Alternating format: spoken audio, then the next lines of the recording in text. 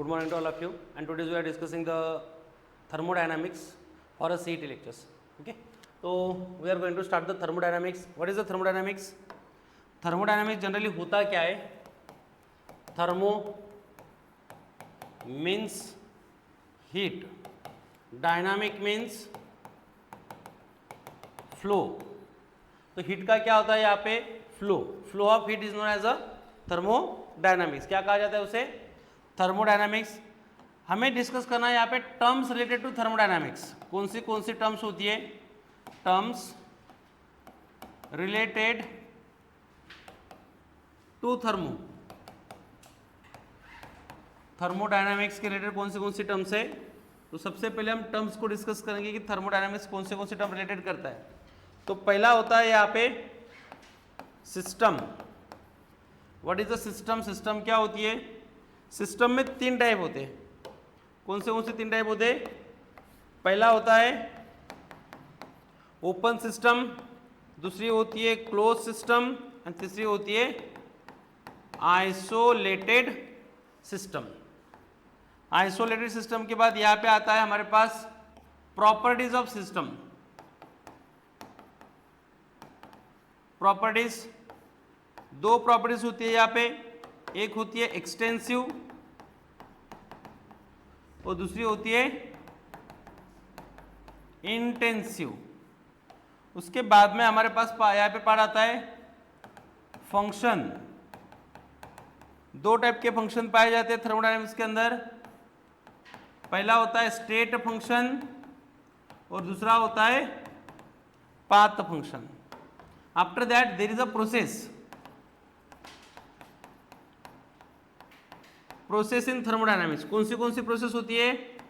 तो पहली होती है यहाँ पे आइसोथर्मल प्रोसेस. Isothermal process. दूसरी होती है आइसोबारिक. तीसरी होती है आइसोकोरिक.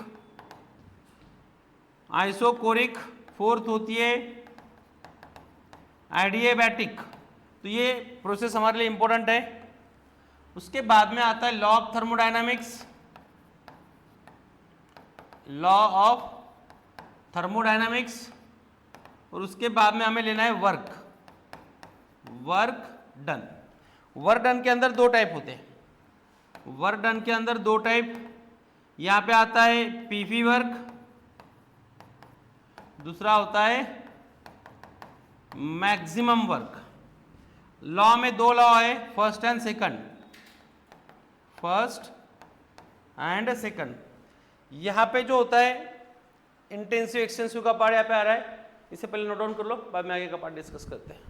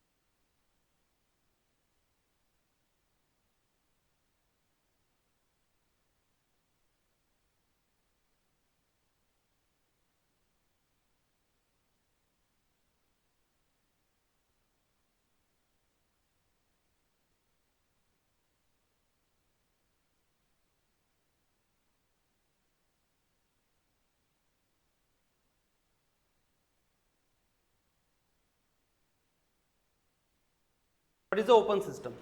ओपन सिस्टम होती क्या है? तो ओपन सिस्टम को देखने के लिए हमारे पास पार्ट आएगा, पहला पार्ट आता है ओपन सिस्टम होती क्या है। ओपन सिस्टम मतलब जिस सिस्टम से क्या होगा, सराउंडिंग में हीट और मैटर दोनों भी ट्रांसफर होंगे। क्या होगा यहाँ पे? हीट को हम एनर्जी के फॉर्म में लिखेंगे। Transfer of heat, transfer of energy, या तो आप हीट लिख सकते हो, ट्रांसफर ऑफ एनर्जी और हीट एंड मैटर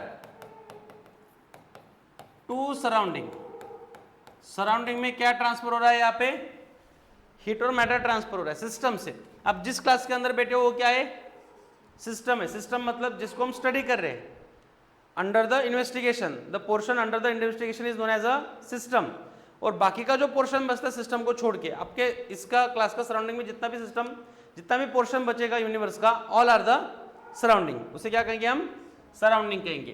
तो यहाँ पे क्या होता है? Open cup of T, example open cup of hot T. Hot T का ओपन कप है, तो यहाँ पे क्या हो रहा है? यहाँ पे ओपन कप के साथ यहाँ पे हीट भी ट्रांसफर होती है, मतलब ये थोड़ी देर के बाद क्या होता है? ठंडा भी हो जाता है और इसमें से क्या होते हैं? वेपर भी बाहर निकलते हैं। तो ये क्या हुआ? यहाँ पे ओपन सिस्टम हुआ। क्लोज सिस्टम किसे कहेंगे फिर? सेकंड आता है close system. What is a close system? देखो सिस्टम में से क्या होता है? Transfer of only heat but not matter. Matter मतलब वेपर। ये इसमें से जो वेपर निकल रहे हैं ना, वो निकलेंगे क्या? नहीं। सिर्फ क्या हो रहा है? चाय रखा हुआ है, चाय ठंडा होगा बट उसमें से मैटर बाहर नहीं निकलेगा। एग्जाम्पल क्या होगा? Hot cup of T, hot cup of T. एक टी का हॉट कप है, कवर बाय लाइट, या तो सॉसर लिखेंगे इसे। इसको लाइट से कवर किया जाता है, मतलब ढक्कन से अगर रख दी गई हम यहाँ पे, इसके ऊपर ढक्कन रखेंगे तो क्या होगा? कुछ देर के बाद ये ठंडा होगा बट इसमें से मैटर ट्रांसफर नहीं होगा। तो जैसे कि, और इसके ऊपर रखा हुआ है ढक्कन,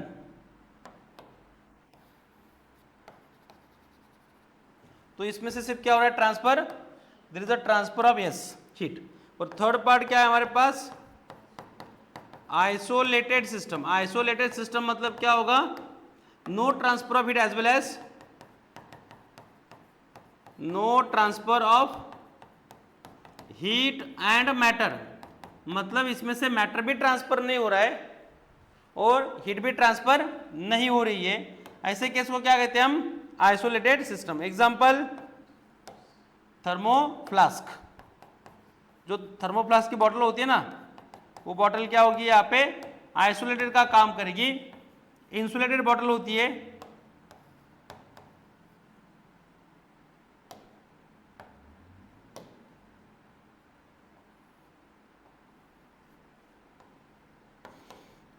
इसको ऐसा इंसुलेशन होता है ऊपर से।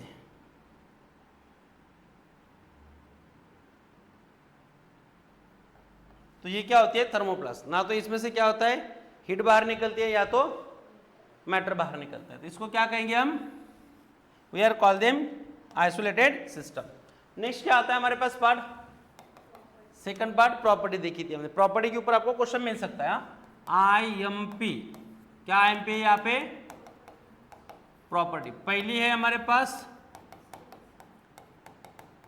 Extensive property. एक्सटेंसिव प्रॉपर्टी किसे कहेंगे? एक्सटेंसिव प्रॉपर्टी वो प्रॉपर्टी होती है, द प्रॉपर्टी विच डिपेंड, किसके ऊपर डिपेंड करती है? विच depend on amount of matter in system. System में कितना मैटर है उसके ऊपर डिपेंड करती है। ऐसे प्रॉपर्टी को क्या कहते हैं हम? Extensive property. एग्जाम्पल आता है मास। देखो जितने पार्टिकल बढ़ेंगे तो मास भी क्या होगा? बढ़ेगा, इंक्रीज होगा मास। इसके साथ साथ वॉल्यूम, मास बढ़ रहा है मतलब वॉल्यूम क्या होगा, इंक्रीज होगा। उसके बाद में क्या आता है यहाँ पे, मास वॉल्यूम, वॉल्यूम के साथ साथ यहाँ पे पार्ट आएगा हमारे पास internal energy, internal energy etcetera. ये ऐसे पार्ट होते हैं जो अमाउंट ऑफ मैटर के ऊपर डिपेंड करते हैं। मतलब पार्टिकल बढ़ने वाले तो मास बढ़ेगा, मास बढ़ेगा तो वॉल्यूम बढ़ेगा, वॉल्यूम के साथ साथ पार्टिकल बढ़ेंगे तो उसके अंदर की energy, energy associated by particle, particle कितनी एनर्जी एसोसिएट करते हैं या स्टोर करके रखते हैं, वो किसके ऊपर डिपेंड करता है, मास के ऊपर डिपेंड करता है। उसके बाद में देखो यहाँ पे सेकंड बार आता है इंटेंसिव प्रॉपर्टी। क्या होगी यहाँ पे intensive property, intensive property. Intensive property में क्या आ रहा है, यहां पे आता है property, property which does not depend, which does not depend on amount of matter. आपको एग्जांपल दिए जाएंगे, एग्जाम्पल दिए जाएंगे, एग्जाम्पल से पहचानना है आपको ये प्रॉपर्टी कौन सी, इंटेंसिव है या एक्सटेंसिव है। एग्जाम्पल, एग्जाम्पल क्या आएगा यहाँ पे, melting point, boiling point, melting point, boiling point, water का बॉइलिंग पॉइंट। अब चुल्लू पर पानी लो तो भी बॉइलिंग पॉइंट उठना है, अब बहुत ज्यादा पानी लो तो भी बॉइलिंग पॉइंट क्या है उसका 100 डिग्री सेल्सियस ही है, वो चेंज नहीं होने वाला है। वाटर का मेल्टिंग पॉइंट भी सेम है, मतलब ये चेंज नहीं होते। उसके साथ में आता है हीट कैपेसिटी, टेम्परेचर, प्रेशर,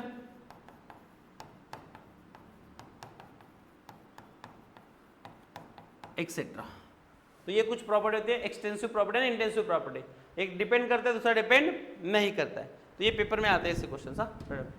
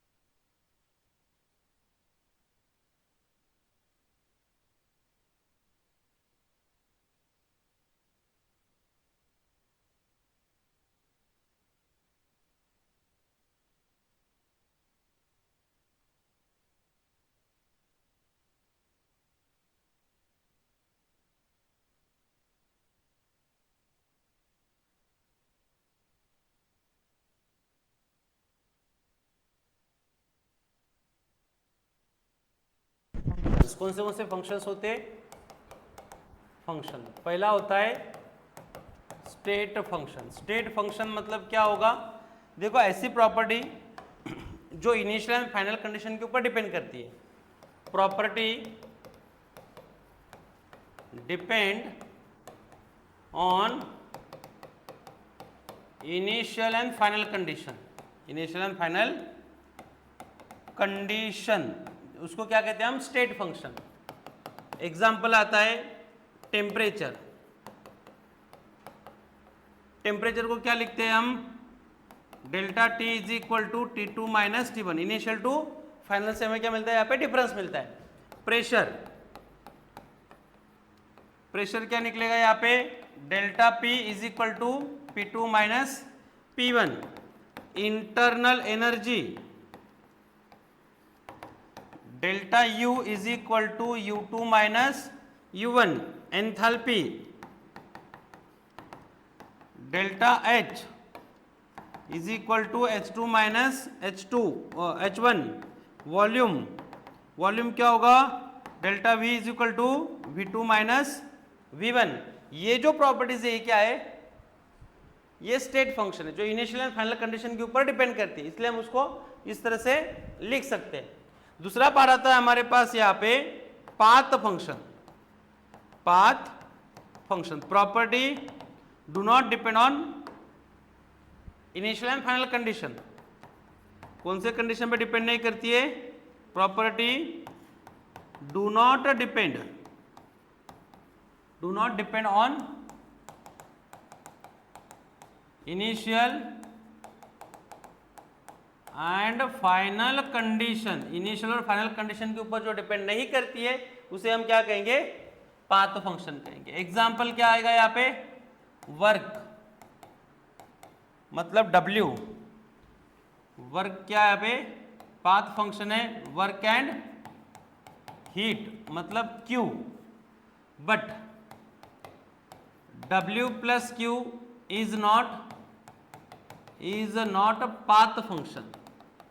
ये पाथ फंक्शन नहीं है। W plus Q is not the path function, तो ये याद रखना है। यहाँ पे जो आता है W work done and Q, initially अगर आप इंडिविजुअली लेते हो वर्क तो इज अ पाथ फंक्शन, आप इंडिविजुअली Q लेते हो, हिट लेते हो तो is a path function. But दोनों को सम करते हो, ऐड करते हो तो it is equal to the internal energy. ये किसके इक्वल हो जाता है? Internal energy. और internal energy is not the path function, is a state function. Internal energy क्या होता है? Q प्लस W हो जाता है फिर। Okay, note down.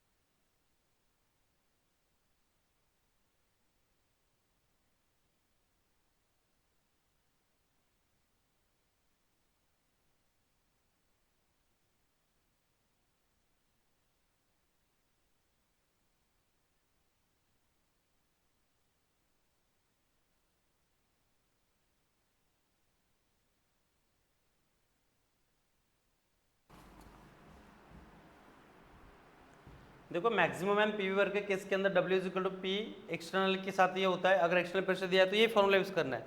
अगर आपको आइसोथर्मल या रिवर्सिबली पार्ट दिया है तो आपको ये पहचानना है। मैक्सिमम वर्क इस तरह से फाइंड आउट किया जाता है। -2.303 NRT, एन मतलब नंबर ऑफ मोल, आर मतलब गैस कांस्टेंट, टी मतलब टेम्परेचर, V2 मतलब फाइनल प्रेशर एंड V1 मतलब initial final volume and initial volume. तो यहाँ पे देखो एक केस और आता है, बाय बॉयल्स लॉ अगर यूज करते हैं यहाँ पे, तो वहां पे जो पार्ट बन जाता है वर्क डन का कुछ ऐसे हो जाता है यहाँ पे, और में लिखेंगे यहाँ पे W max equal to minus की जगह पे अगेन प्लस 2.303। तो ठीक है, इसको माइनस ही रखते हैं पहले ही, कि पहला केस माइनस ही था हमारा। -2.303 NRT, यहाँ पे आता है log of P1 upon P2। यहाँ पे क्या आएगा, log of P1 upon P2 minus के लिए, वहां पे V1 upon V2 upon V1 था, log of minus V2 upon V1। यहाँ पे अगर प्रेशर दिया जाता है तो P1 अपॉन P2 या तो और W max plus equal two plus 2.303 NRT log of V2 upon V1 ले लिया ना हमने। यहाँ पे हमें लेना है P1 एंड P2 के केस के अंदर, तो ये क्या होगा P2 अपॉन P1। तो इस तरह से आपको किसी भी तरह से यहाँ पे MCQ में पार्ट दिया जा सकता है, तो आपको वो पहचानना आना चाहिए कि यहाँ पे होगा क्या, किस तरह से टर्म होगी, P1 अपॉन P2 होगा या P1 upon P2 upon P1 होगा। तो आपको याद क्या रखना है, V2 upon V1 is equal to P1 upon P2, ये बॉयल्स लॉ है। क्या ये बॉयल्स लॉ, बस V2 अपॉन V1 की जगह पे क्या पुटअप किया, P1 अपॉन P2, ये वैल्यू थी। और जस्ट हमने यहाँ पे नेगेटिव था, नेगेटिव को पॉजिटिव में किया, तो ये क्या होते हैं, इनवर्स हो जाते हैं, न्यूमरेटर का डिनोमिनेटर में और डिनोमिनेटर का न्यूमरेटर में चेंज हो जाता है। तो ये कुछ टर्म से मैडम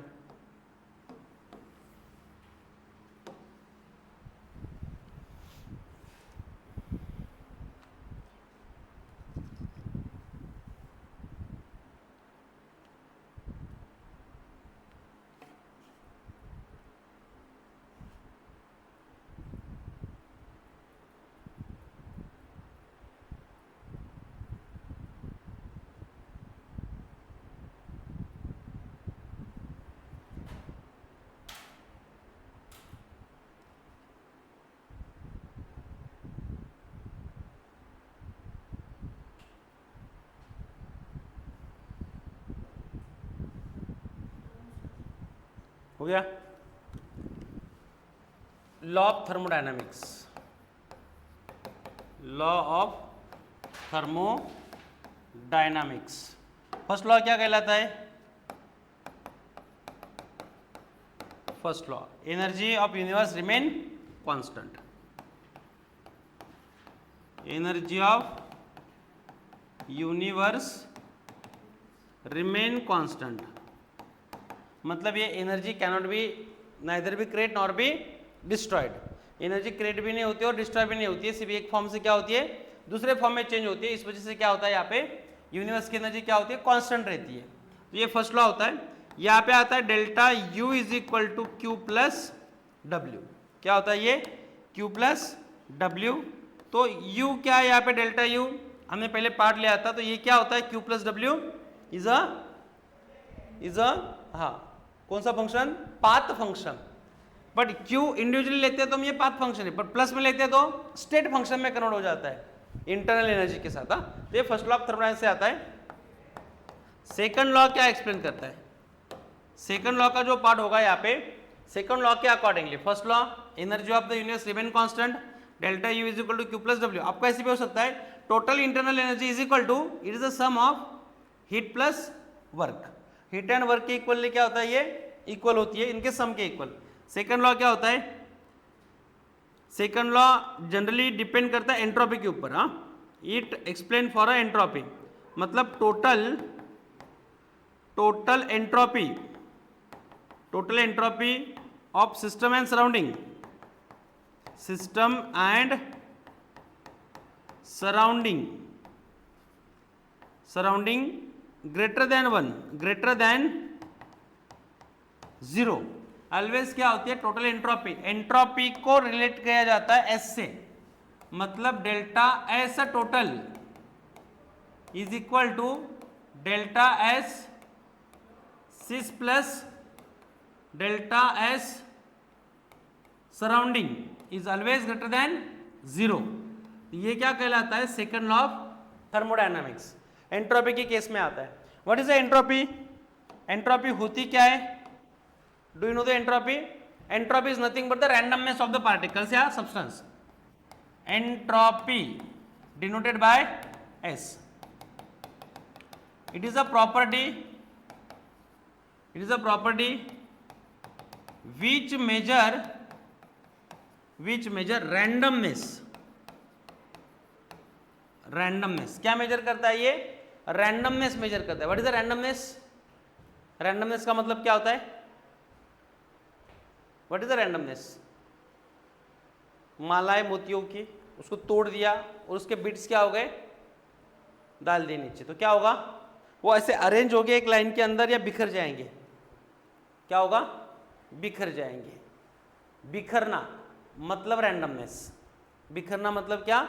रैंडमनेस। सॉलिड के पार्टिकल अरेंज होते हैं या गैस के पार्टिकल?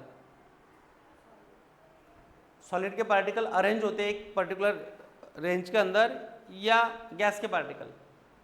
रैंडमनेस में किस में जाता है, गैस में है या सॉलिड में है? गैसेस पार्टिकल क्या होते हैं, बिखरे होते हैं, रैंडमनेस होते हैं। एक कोई इधर होगा तो कोई उधर होगा, बहुत ज़्यादा इधर हो गया तो बहुत ज़्यादा कम ज़्यादा उधर हो गया। इस केस के अंदर जो पार्ट आता है रैंडमनेस, ये पार्ट डिपेंड करता है। मतलब क्या होगा, रैंडमनेस को मेजर कौन करता है? एंट्रोपी। तो रैंडमनेस क्या होता है, देखो सॉलिड, उसके बाद में लिक्विड, उसके बाद में गैस।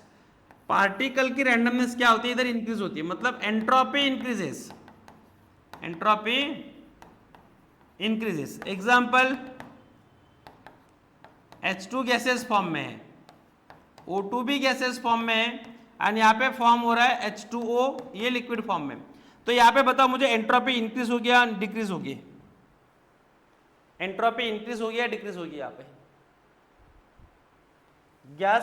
गैस, ये गैसेस पार्टिकल्स है, दोनों गैस है ना, तो गैस से क्या बन रहे हैं, this is a formation of liquid. तो गैस से लिक्विड बन रहा है, लिक्विड से गैस बन रहा है। यहाँ पे गैस से लिक्विड, इधर से सॉलिड से गैस की तरफ जाते समय क्या होता है, एंट्रोपी इंक्रीज होती है। तो हम इधर से इधर आ रहे हैं ना, तो एंट्रोपी क्या होगी, डिक्रीज होगी, क्योंकि यहाँ पे पार्टिकल है ना अरेंज होते हैं।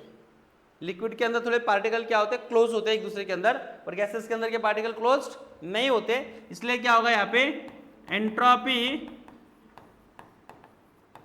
डिक्रीजेस एंड, तो डेल्टा एस क्या होगा यहाँ पे, delta S is equal to negative.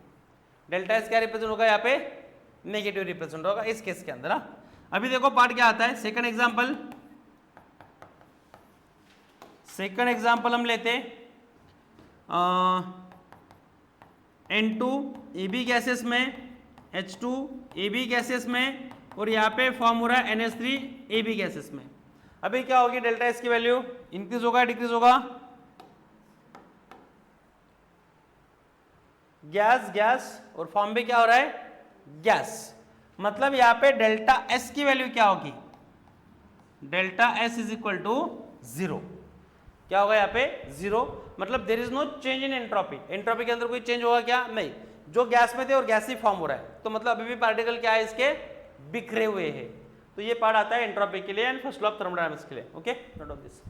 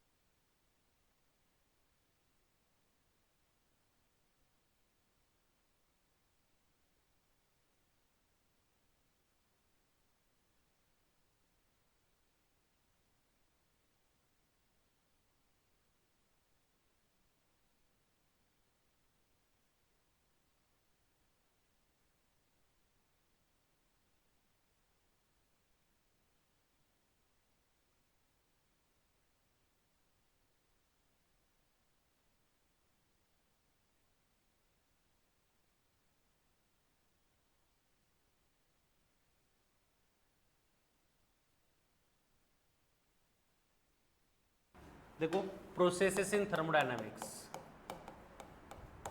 Process in thermodynamics कौन से प्रोसेस है? तो पहली प्रोसेस है हमारे पास आइसोथर्मल प्रोसेस। आइसोथर्मल प्रोसेस में क्या होता है? आइसो मतलब सेम, थर्मल मतलब हीट, टेम्परेचर। जिस केस के अंदर टेम्परेचर सेम होता है, temperature is constant throughout the process. क्या होता है यहाँ पे? टेम्परेचर इज कांस्टेंट, यहाँ पे टेम्परेचर कांस्टेंट होता है, कांस्टेंट थ्रू आउट प्रोसेस, उसको क्या कहेंगे हम? आइसोथर्मल। तो यहाँ पे क्या होता है? Delta T is equal to 0, और जब डेल्टा टी 0 होता है तो डेल्टा यू भी क्या होगा? 0 होगा। Then according to first law, तो अकॉर्डिंग टू फर्स्ट लॉ अगर लेते तो delta U is equal to Q plus W. U की वैल्यू क्या है? 0 है, तो ये वैल्यू क्या होगी? Therefore W will become minus Q. तो W की वैल्यू क्या बन जाती है? Minus Q. ये 0 बन गया, Q को शिफ्ट कर लिया, तो Q क्या होगा यहाँ पे? नेगेटिव। तो W की वैल्यू होती है यहाँ पे work done is equal to negative heat. तो नेगेटिव हीट का मीनिंग क्या होता है यहाँ पे? What is the meaning of the negative heat? Minus Q का मीनिंग क्या है? हीट ट्रांसफर टू सिस्टम और heat transfer to surrounding. Negative Q का मतलब होता है heat transfer to surrounding. System से सराउंडिंग में हीट जा रही है, सिस्टम से सराउंडिंग में हीट ट्रांसफर हो रही है, इसलिए ये क्यू क्या होता है? यहाँ पे नेगेटिव साइन अप्लाई होता है।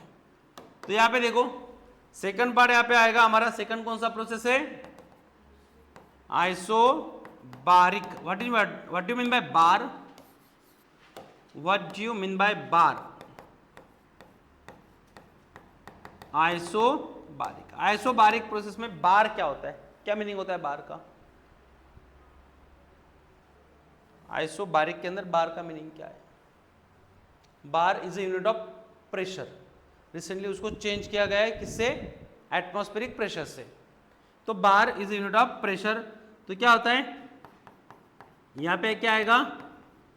प्रेशर इज कांस्टेंट, तो delta P will become 0। Delta P 0 है तो W क्या होगा? 0 होगा। P है यहाँ पे, मतलब डेल्टा P क्या होगा?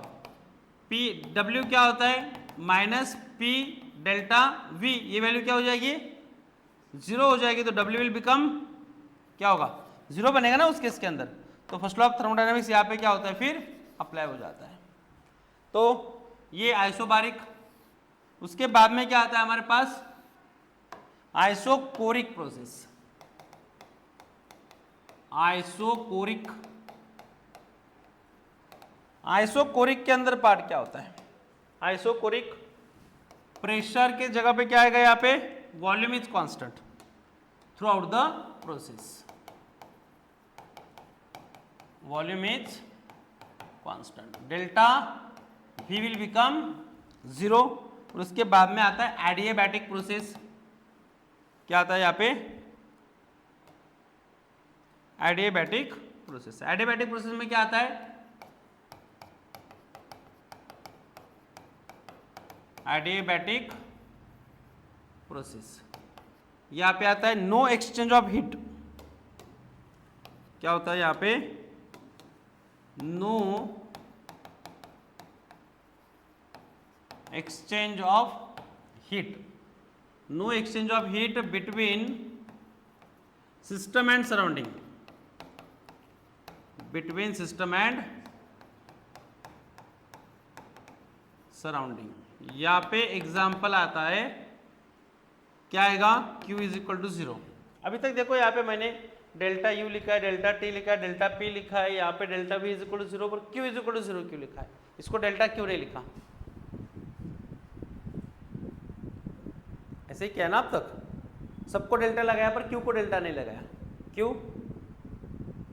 Because of Q is a path function and remaining is a state function. बाकी की क्या है यहाँ पे? स्टेट फंक्शन है, मतलब ये इनिशियल फाइनल कंडीशन पे डिपेंड करते और ये नहीं करता है। ये पार्ट था। उसके बाद में इसी के बेस के ऊपर एक कॉन्सेप्ट बनता है हमारे पास एंथैल्पी। क्या आता है? Enthalpy. Enthalpy is a sum of internal energy and PV work. तो यहाँ पे आता है delta H equal to delta U plus, यहाँ पे आता है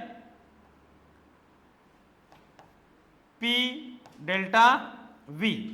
क्या फॉर्मूला होता है यहाँ पे? P delta V for a chemical reaction. For, ठीक है वो बाद में लिखते हैं क्योंकि उसको डिस्क्राइब करना है अभी। रेडो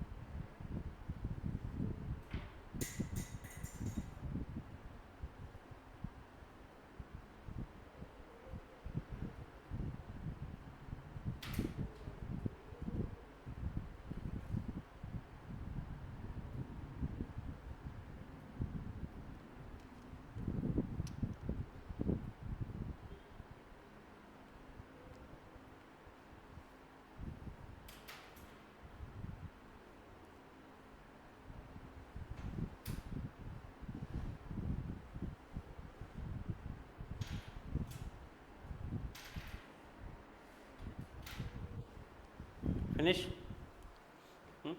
यहाँ पे देखो फॉर केमिकल रिएक्शन का पार्ट जो था हमारे पास delta is equal to delta U plus delta N of ji R T. N of g मतलब क्या होता है?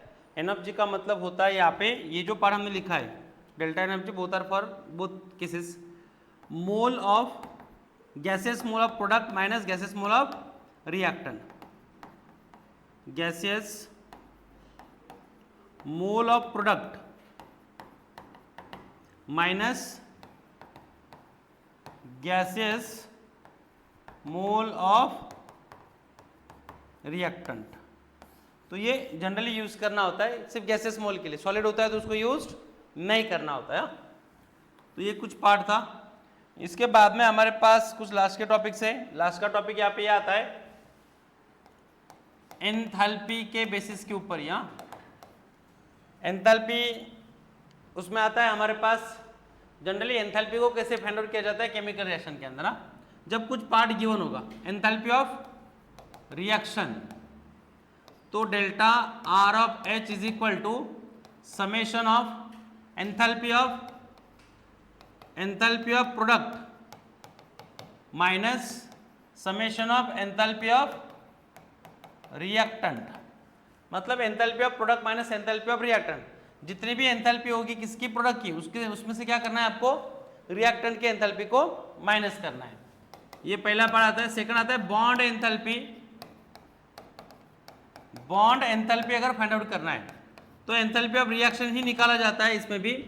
तो यहाँ पे क्या होता है summation of enthalpy of reactant क्या होगा यहाँ पे reactant minus summation of enthalpy of product. Summation of enthalpy of product, ये दो पार्ट आपको पता होने चाहिए तब जाके आपको एंथैल्पी पता होती है। अगर एंथैल्पी किसी भी तरीके से गिवन होगी कुछ रिएक्शन के लिए तो आप वैल्यू पुट अप करो, और अगर बॉन्ड एंथैल्पी अगर दी है तो आपको रिएक्टेंट माइनस प्रोडक्ट करना है। यहाँ पे प्रोडक्ट माइनस क्या होगा रिएक्टेंट होगा। Okay note.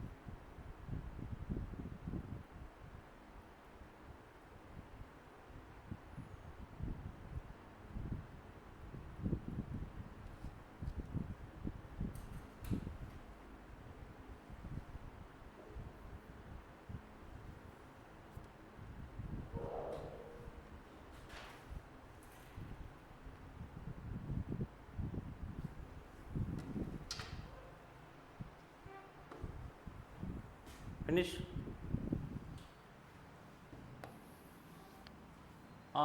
इसके बाद में इसमें से कुछ पार्ट बचा हुआ है क्या?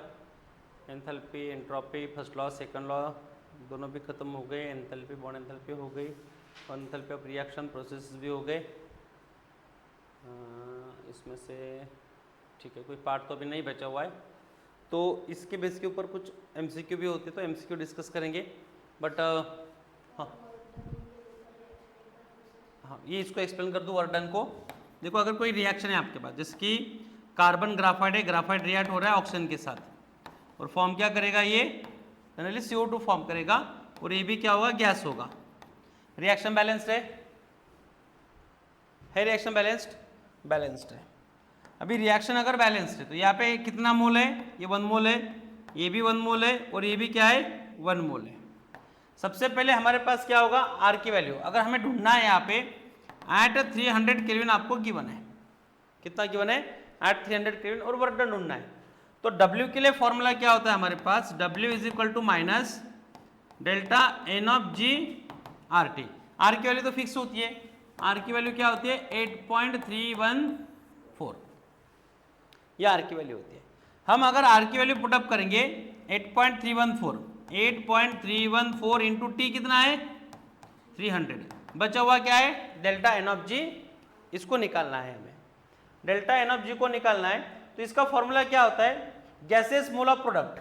तो प्रोडक्ट के अंदर देखना ये गैस है कितने मोल है 1 मोल। ओके तो डेल्टा एन ऑफ जी की वैल्यू क्या होगी 1 मोल प्रोडक्ट है। रिएक्टर में कितने मोल है, रिएक्टर में कितने मोल है टोटल मोल कितने 2, पर ये कौन सा मोल है सॉलिड का, ये कौन सा है गैस का। गैस लेना है सॉलिड लेना है ओनली गैसेस मोल। क्या है यहाँ पे gases mole of the reactant and gases mole of product, मतलब आपको ये मोल नहीं लेना है। तो यहाँ पे क्या होगा 1 माइनस 1 विल बिकम 0। तो आपकी वैल्यू क्या होगी यहाँ पे 0 पुटअप होगी, तो आंसर क्या होगा 0 आएगा यहाँ पे। मतलब यहाँ पे कोई भी वर्डन नहीं हो रहा है, यहाँ पे वर्डन हो रहा है क्या नहीं हो रहा है, because of it become a 0। Delta N of g क्या है यहाँ पे 0 है। Got it. तो आपको इस तरह से सॉल्व करना था, पेपर में भी था बोर्ड के पेपर में, और इसी तरीके से सॉल्व करना था आपको। आई थिंक रिएक्शन गिवन थी वहाँ पे ग्राफाइड, ग्राफाइट दिया था, कार्बन सी लिख के ग्राफाइट लिखा था उसके नीचे, और वो उसके साथ तो रिएक्ट हो रहा था, कुछ प्रोडक्ट बना हुआ था। तो आपको पहले delta N of G find out करके वैल्यू पुटअप करनी थी। आर की वैल्यू 300, टी की वैल्यू 300 थी, आर की वैल्यू तो कांस्टेंट होती है, और ये उसको आपको फाइंड आउट करना था। बहुत ही सिंपल क्वेश्चन था। यहाँ पे वर्क डन के बेसिस के ऊपर ही ये एंथैल्पी निकलता है, और ये सीटी में आ चुका है डेल्टा S2। मतलब यहाँ पे उन्होंने ऑप्शन दिए कि इसमें से कौन सा करेक्ट होगा, तो ये ऐसा ऑप्शन दिया था, तो ये ऑप्शन करेक्ट था, क्योंकि उसको सिंप्लीफाई करने के बाद हमें ये मिल रहा है। और ये हम जब पढ़ते तो हम सिंप्लीफाइड टर्म नहीं पढ़ते, हम डायरेक्टली ये टर्म पढ़ते delta H is equal delta U plus delta N of ji R T, और इसको सिंप्लीफाई करने के बाद हमें ये टर्म मिल जाती है। तो इस तरह से इसको सॉल्व करना होता है। और क्या क्या डाउट्स है इसमें, कुछ डाउट्स है। हमें एमसीक्यू डिस्कस करना है, बट एमसीक्यू हम कल के लेक्चर में डिस्कस करेंगे। तो पहले एक करके आओ, तो कल हम पूरा एमसीक्यू कैसे सॉल्व करना है, किस तरह से सॉल्व किए जाते हैं, क्वेश्चन अगर नहीं आता है आपको समझ में नहीं आ रहा है तो ऑप्शन कौन सा टिक करना है, तो उसके बारे में हम कल डिस्कस करेंगे। ओके।